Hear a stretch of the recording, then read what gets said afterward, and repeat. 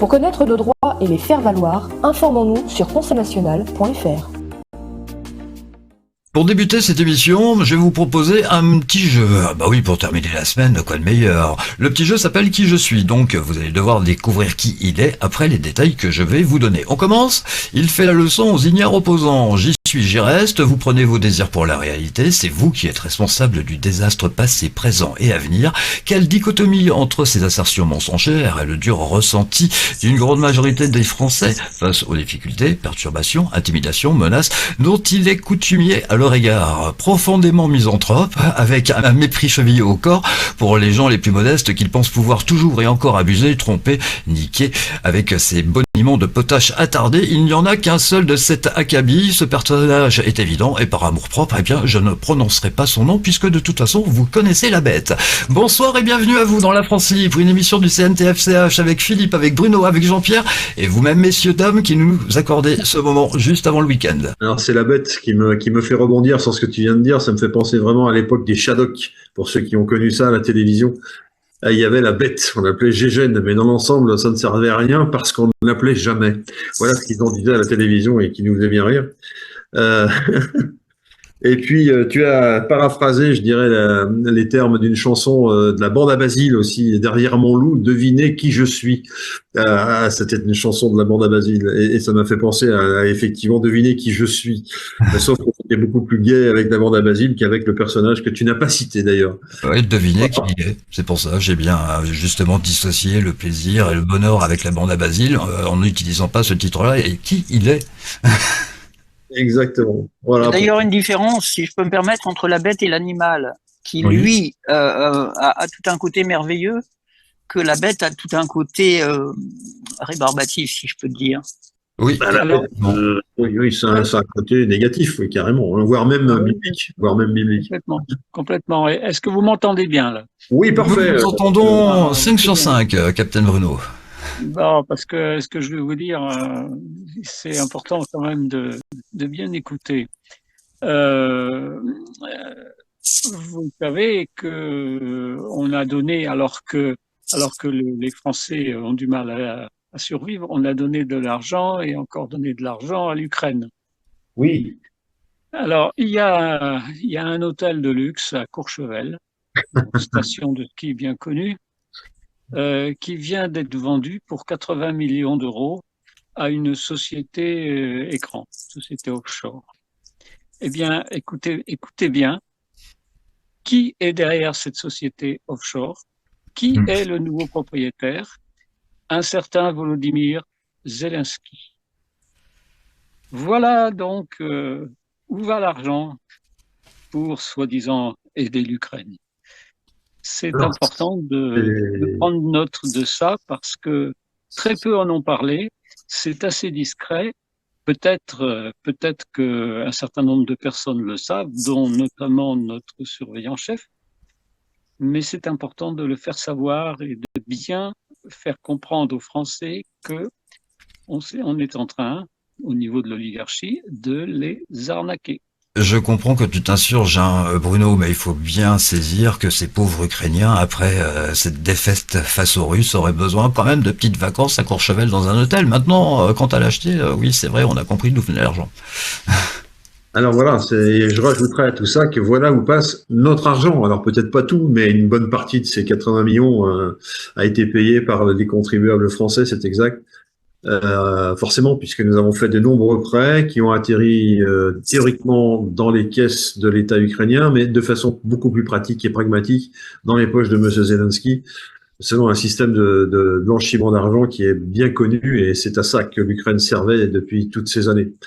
Donc voilà, donc on est retourné sur nos pattes, on est retombé sur nos pattes. Eh bien, on sait que cet argent qui partait soi-disant à l'Ukraine pour l'équiper militairement, ce qui n'est pas faux, mais pas tout cet argent. Une grande partie évidemment est détournée pour d'autres applications. Alors je suppose que c'est pour le repos du guerrier que monsieur Zelensky a acheté un hôtel de 80 millions d'euros à Courchevel, en France en plus. Donc il n'y a pas d'ironie, il n'y a pas de hasard, tout est calculé. Bon, je vais vous proposer de regarder l'actualité en images. Alors attention, c'est un montage aujourd'hui, c'est une parodie, mais en même temps, ça a un petit côté sérieux. J'en dis pas plus, je vous laisse découvrir.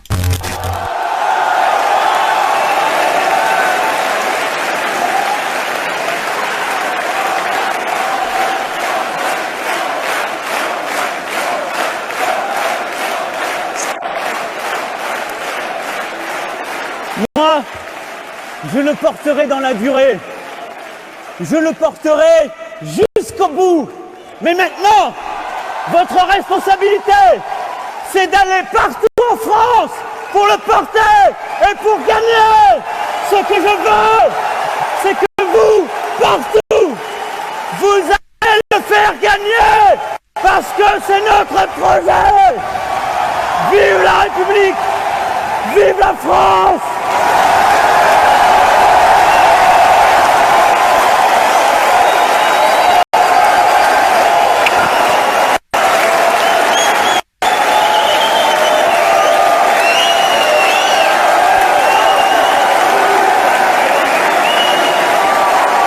Merci à vous! Ah, je vous avais prévenu. Très bien. Eh bien, après ces images, nous allons pouvoir donc développer le thème de ce soir qui est, Philippe? Ah bah, le thème de ce soir, c'est se tenir prêt. Bah, c'était pour voir s'il y en avait qui suivaient. Se tenir prêt, effectivement, le thème de ce vendredi soir. À se tenir prêt. Alors, je voudrais juste rebondir sur les images qu'on vient voir. C'était trop merveilleux. Voilà, c'est là qu'on s'aperçoit que la dichotomie, c'est plus entre la gauche et la droite politicienne, c'est entre le bien et le mal aujourd'hui que ça se joue. Hein. Voilà. Et je pense que cet extrait nous illustre ça exactement. Voilà, donc se tenir prêt. Alors, se tenir prêt à quoi? Ben, pourquoi se tenir prêt? Parce qu'il y a des événements qui arrivent et qui nous mettent en situation d'éveil. Pour ceux qui peuvent se faire réveiller, ceux qui ont envie, et ceux qui le sont déjà, bien entendu, n'en parlons pas. Donc pour toutes ces personnes-là, on attend quelque chose. On est dans une sorte d'alignement des planètes par lequel on s'aperçoit que Monsieur Trump, par exemple, va être en poste à partir du 20 janvier, par lequel on s'aperçoit qu'à la fin de cette semaine, notre propre président de la République, Monsieur va lui-même faire un discours. Alors à l'extérieur, à l'intérieur, a priori c'est plutôt à l'extérieur de la cathédrale Notre-Dame de Paris, et qu'on en attend beaucoup, d'autant qu'il y aura avec lui Monsieur Trump, 2 fois placé dans ce tiercé là, et que Monsieur Trump, accompagné de Monsieur Kennedy, a priori, d'après les informations dont nous disposons, seront présents également à ce discours. Alors je suppose que c'est pas juste pour l'applaudir Monsieur Macron qu'ils viennent. Ils ont, je pense, l'un et l'autre des occupations et un carnet d'emploi du temps suffisamment chargé pour peut-être éviter de participer à ce genre de commémoration ou d'inauguration nationale française. Mais il y a sûrement des choses qui vont être dites, peut-être même qui vont être faites et qui déclencheront d'autres événements à partir de ce dimanche qui vient là. Donc voilà. Qu'est-ce qu'il y a d'autre encore? Il y a tout simplement les rapports sur le Covid-19 qui nous reviennent avec un parfum d'inexistence d'inexistence du Covid-19 et de doute sur l'existence de ce virus, tout simplement, hein, tout simplement. Et donc de dire que les vaccins, ceux qui sont passés pour des vaccins, qui sont des injections, eh bien, ne sont pas forcément dirigés vers le soin, mais sont plutôt dirigés vers l'expérience délétère et peut-être même létale. L'enquête continue, j'ai envie de dire, sur ce sujet compliqué, mais qui est toujours à l'ordre du jour. Et puis, on est aussi dans l'alignement des planètes avec la fin du gouvernement de Monsieur Barnier en France, bien évidemment. Donc, par qui va-t-il être remplacé? On ne sait pas. Est-ce que Monsieur Macron va en profiter, entre guillemets, pour donner sa démission? Apparemment pas. Donc, il va continuer de coup en coup à remplacer Monsieur Barnier par un autre qui, lui, battra le record du précédent sur la brièveté de son mandat, et jusqu'à ce que ce temps se réduise à 0, quoi. Et donc là, on ne sait pas très bien ce qui va se passer.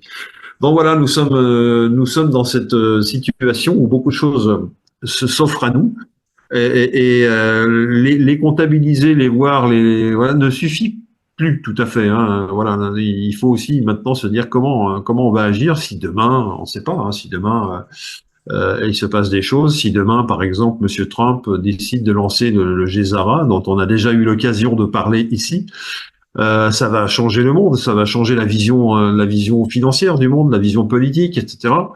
Ça va changer les alliances également. Donc voilà. Alors on s'aperçoit qu'il y a aussi une dichotomie qui n'est plus la dichotomie, la séparation entre l'Est et l'Ouest. En tout cas, ça ne suffit plus. Maintenant, c'est la séparation entre les démocrates américains et les républicains américains. Alors je précise américains parce que le sens démocrate n'a pas le même sens aux États-Unis qu'en France et n'a pas le même sens éventuellement en France qu'en Grèce ou qu'en Grèce antique, par exemple. On va en reparler. Donc le sens des mots, si c'est quelque chose qu'il faut relativiser, c'est-à-dire placer par rapport à un exemple, disons dans un cas concret, mettre dans un cas concret, relativiser, c'est ça. Hein. Donc je parle bien de démocrates américains et de républicains américains, sachant qu'en France, par exemple, on a des républicains et des démocrates aussi, mais que c'est tout mélangé dans tous les sens. Donc voilà. Voilà ce que, en introduction, ce que je voulais dire. Je voulais, avant qu'on rebondisse sur ce même thème, également signaler que ce que j'aurais pu le faire tout à l'heure, c'est qu'en actualité, nous avons la société BlackRock, la société Vanguard et la société State Street qui sont conjointement, je crois, condamnés pour entente illicite pour faire monter les prix du charbon aux États-Unis d'Amérique. Et tout ça sous la houlette du procureur général Ken Paxton. Alors condamnés, on ne sait pas encore à quoi, mais en tout cas, ils sont condamnés. Donc c'est encore une pierre dans le jardin des grandes sociétés qui font tout ce qu'elles peuvent pour nous voler, hein, pour nous faire payer plus cher artificiellement le prix du charbon, alors que ce sont elles qui le font monter artificiellement, justement. Voilà, donc on est toujours dans l'expression de ces magouilles capitalisto, on peut dire malveillantes, hein, parce que quand on en est à te gruger les gens et puis leur dire à la sortie, ben voilà, vous avez plus d'argent, mais c'est pas grave, on va vous vendre de l'énergie encore plus cher qu'avant. Vous allez voir, c'est très drôle. Donc voilà, donc c'est pas drôle du tout en fait, et donc cet engrenage de malfaisance que je citais tout à l'heure, le remplacement de la dichotomie gauche-droite par la dichotomie, on va dire, du mal et du bien. Aujourd'hui, c'est plus ça qui nous intéresse sur cette planète, que de savoir si on est de gauche ou si on est de droite, alors que nos papiers politiques en France en particulier, ne nous emmènent que vers ce type de clivage. Ce clivage-là, il est dépassé. On n'en veut plus, pratiquement, les Français n'en veulent plus, et ils veulent des solutions différentes. Donc, il faut se tenir prêt aussi à quoi? À changer de paradigme. Hein. Voilà. Donc, il va falloir à un moment donné oui. Alors, je t'écoute, Bruno. Alors, Philippe, par rapport à ce que tu viens de dire là, justement, et tout ce que tu as dit, le Conseil national de transition français canal historique, pour tous ceux qui nous écoutent, tous ceux qui nous écoutent doivent savoir que nous travaillons déjà depuis presque 5 ans à la préparation justement d'une nouvelle forme de démocratie. Il suffit de lire notre présentation publique et de voir toutes les actions qui ont été faites à la fois sur le terrain et au niveau juridique, justement pour pouvoir se tenir prêt à un changement de système, à un changement de paradigme, à un changement de mode de gouvernance dans le pays où le peuple retrouvera sa souveraineté. Parce que quand on voit actuellement la chute, parce que je dis bien la chute de la Ve République, qui, d'après nous, déjà a chuté depuis que le référendum de 2005 n'a pas été respecté et que donc la Constitution a été violée. Mais là, on assiste véritablement en ce moment à l'effondrement de ce système, dans tous les sens du terme, quelles que soient les pirouettes qu'utilisent les politiciens pour faire croire que la Constitution existe encore et qu'un temps valable, mais elle a été violée, reviolée et reviolée des centaines de fois. Donc, cette République n'existe plus. Donc, par quoi la remplacer? Eh bien, par une véritable démocratie inspirée, comme tu le disais, Philippe, de la démocratie réelle qui a existé à Athènes il y a 2500 ans, mais adaptée au XXIe siècle. Toute la structure et tout le programme que nous avons préparé pour redresser le pays en 2 à 3 ans, eh bien, tout ça, c'est pratiquement prêt, c'est pratiquement terminé. Une nouvelle constitution, une nouvelle structure où le tirage au sort remplacera l'élection, où des commissions remplaceront des gouvernements par une ou deux ou quelques personnes uniquement, et où tous les gaspillages, tous les dépenses inutiles et toutes les gabegies qui ont pu être faites depuis des dizaines d'années en France seront remplacés par un gouvernement qui sera vertueux, qui sera un gouvernement du peuple et qui ne gaspillera plus l'argent de la population française, qui, contrairement à ce qu'on nous fait croire toujours, est tout à fait capable de se gouverner elle-même. Oui, et effectivement, ça risque d'arriver peut-être relativement vite avec la visite de personnes qui vont arriver en France, tels Monsieur Trump ou Monsieur Kennedy. Alors, je voudrais quand même préciser une chose, hein, c'est qu'il n'y a pas que des journalopes en France, il y a encore quelques journalistes, des vrais et des sérieux. Il y en a un qui s'appelle Verdi, vous pouvez trouver sa chaîne sur YouTube, la chaîne s'appelle Odyssée, ce monsieur est très sérieux, il travaille avec le site Profession Gendarme, il est au courant de la vérité, il dénonce, et en l'occurrence, celui-ci, dans sa dernière intervention, a bien précisé que Trump était là pour mettre une grenade dans les pieds de Monsieur Macron. Wow. Exactement. Jean-Pierre. Oui, merci.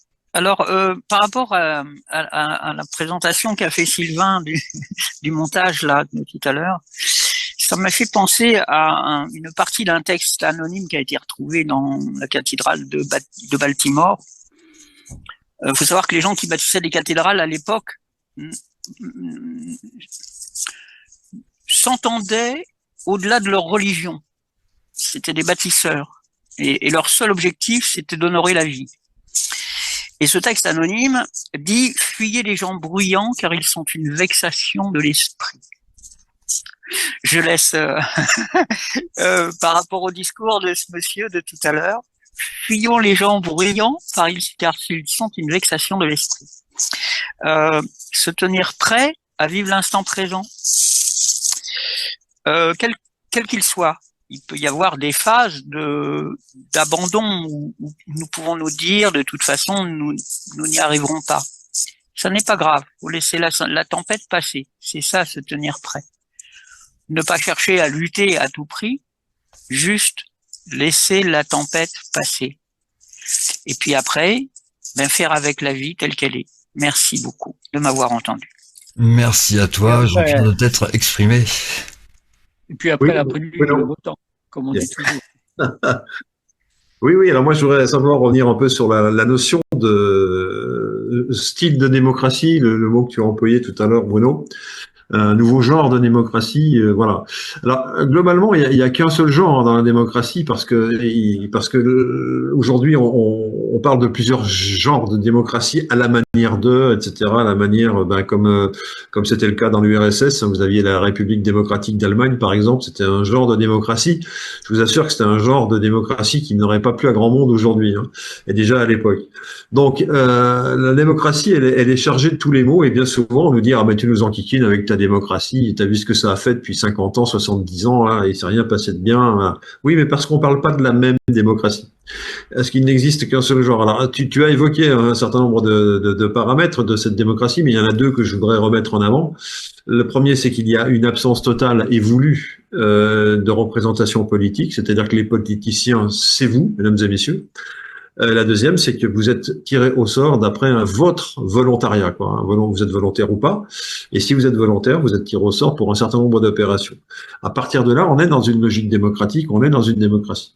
Et ce que nous faisons, nous, au sein du CNTFCH, c'est d'aménager une constitution qui n'a jamais existé dans la démocratie antique, hein, qui n'a jamais existé, l'aménager en fonction de nos obligations, de nos traditions de la Ve République. Hein, voilà. Donc on travaille à faire cette réunion entre les deux extrêmes, si je puis dire, et de marier ces deux systèmes politiques. Donc voilà, parler de forme républicaine dans un cas et de démocratie dans l'autre, et pas de une démocratie ou la démocratie, c'est la démocratie, oui, effectivement. Voilà ce que je voudrais préciser, parce qu'on se dirige de plus en plus vers des précisions, on se dirige de plus en plus vers des temps où il faudra être prêt, et quand je dis il faudra être prêt, il faudra être précis, il faudra avoir des textes écrits, et c'est ce à quoi nous nous attelons au quotidien, je peux en témoigner.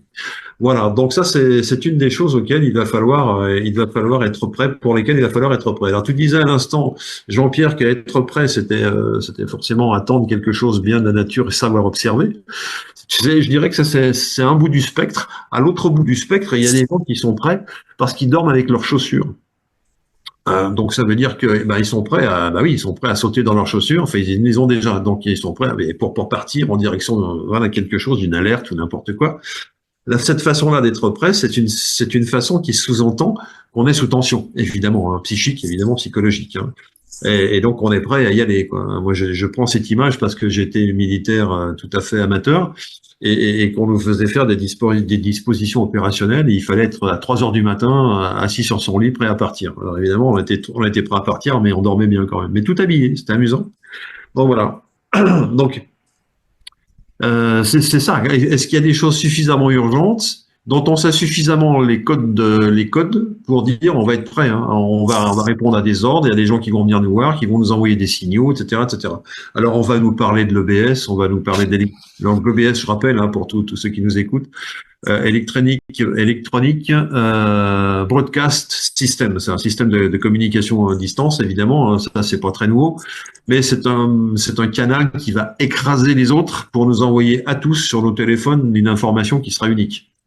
Donc ça, c'est ce qu'on nous promet dans des changements à venir. Voilà. Alors il y a ceux qui en ont entendu parler, ceux qui savent pas du tout ce que c'est.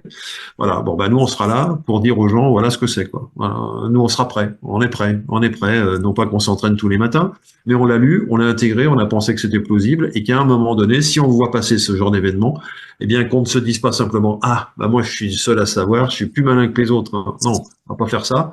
On va dire on va aider les autres à comprendre de quoi il s'agit. C'est ça être prêt à mon sens aujourd'hui, c'est être prêt à parler aux autres quand un certain nombre d'événements vont arriver que personne ne saura expliquer. Et même nous, hein, on ne saura pas forcément tout expliquer par le détail, mais on saura au moins pour partie d'où ça vient, et on saura surtout quelle attitude avoir, négative, positive, de protection, d'accueil. Voilà, quel type d'attitude faut-il avoir à ce moment précis. Voilà, et à quoi faut-il se tenir prêt. Voilà, de quoi faut-il se tenir prêt. Voilà ce que je pouvais rajouter. Y a-t-il d'autres choses, d'autres réflexions que tout cela soulève? J'étais en cours d'observer le fait de se tenir. Se tenir, c'est aussi se contenir, et c'est pas toujours le cas. Mais c'est en même temps se connaître, se tenir debout, par exemple, se tenir. Alors après, on rajoute prêt. C'est encore une idée nouvelle.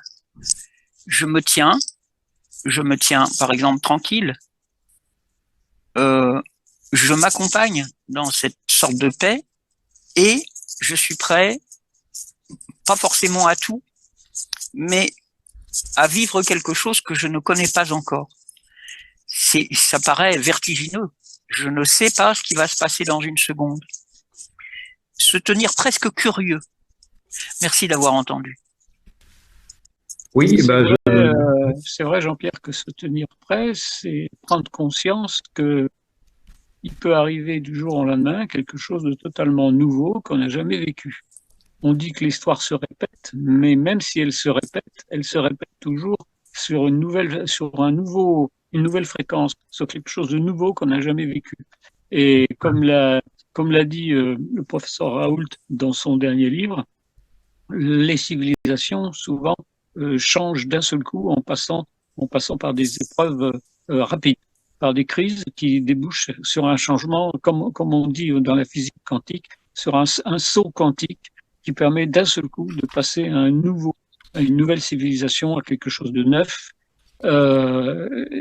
Et ça se passe pas d'une manière progressive, ça vient souvent d'un coup, des fois en une journée, les choses peuvent changer.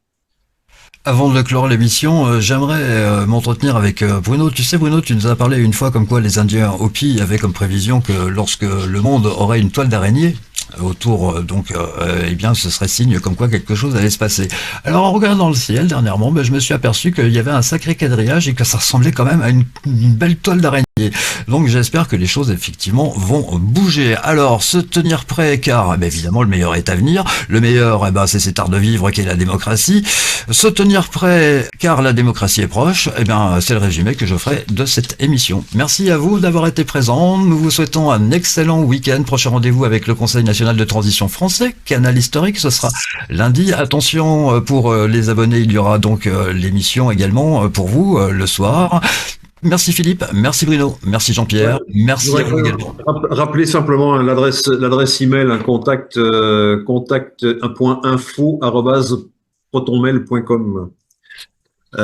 qui est l'adresse à laquelle toutes les personnes qui peuvent éventuellement se poser des questions peuvent nous écrire. Voilà. Ça Très fait bien. ça fait partie de la manière de se tenir. @conseilnational.fr. Qu'est-ce que j'ai dit? Alors, je répète, contact.info@conseilnational.fr. Oui, effectivement, j'ai dit une bêtise. Donc, contact.info@conseilnational.fr. Voilà, la vérité. Voilà, mais la preuve est que mes amis sont plus que prêts au week-end. Ils sont déjà en week-end. Merci à vous. Rendez-vous à partir de lundi avec la France Libre.